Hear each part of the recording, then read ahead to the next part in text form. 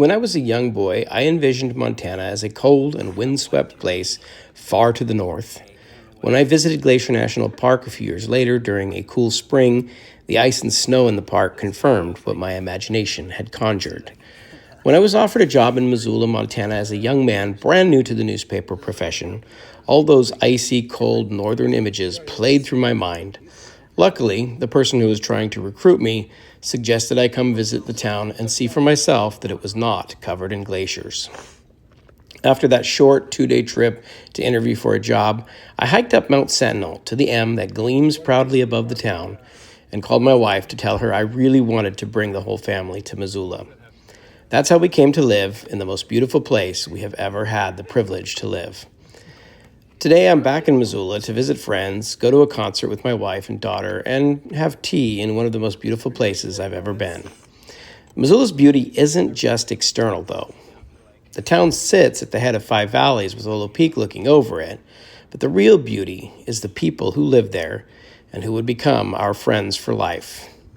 I wanted to do a tea in beautiful places at the top of Mount Sentinel, a mountain I have climbed many times with these 2 wonderful friends, and more, because it combines the beauty of a place with great memories we made with so many dear friends over the years.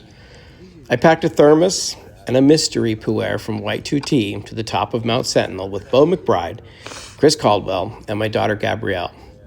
It is not an easy hike to the top, but it's worth it, as 2 of my old friends tried to convince Gabrielle when she thought she had enough just a few hundred feet before the top.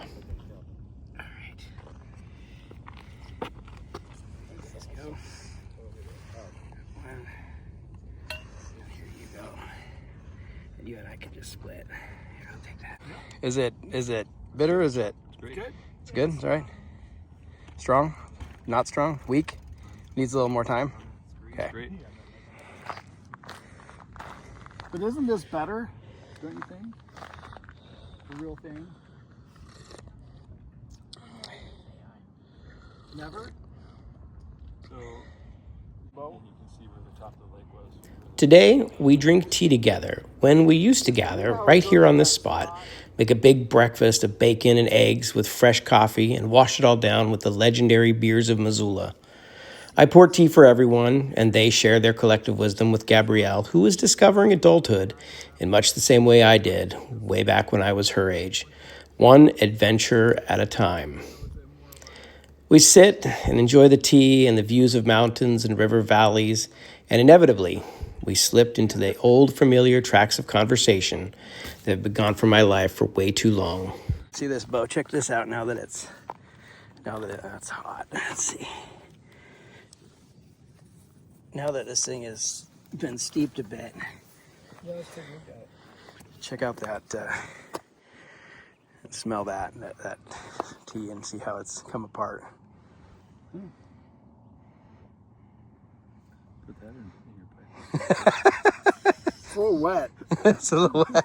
We could dry it out by the end of the day, see how it smokes. Yeah, I mean, I suppose. It's pretty cool looking though, huh? Yeah. What's that got to do with the price of tea? What does that got to do?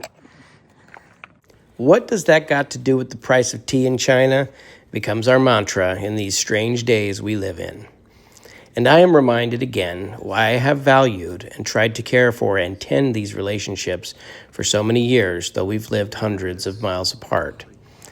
Sharing tea together on a mountaintop may not seem like much, but it is another stitch in the fabric of our friendships, a milestone by which to gauge our progress, and a meaningful moment separated from the busyness that tends to engulf our lives.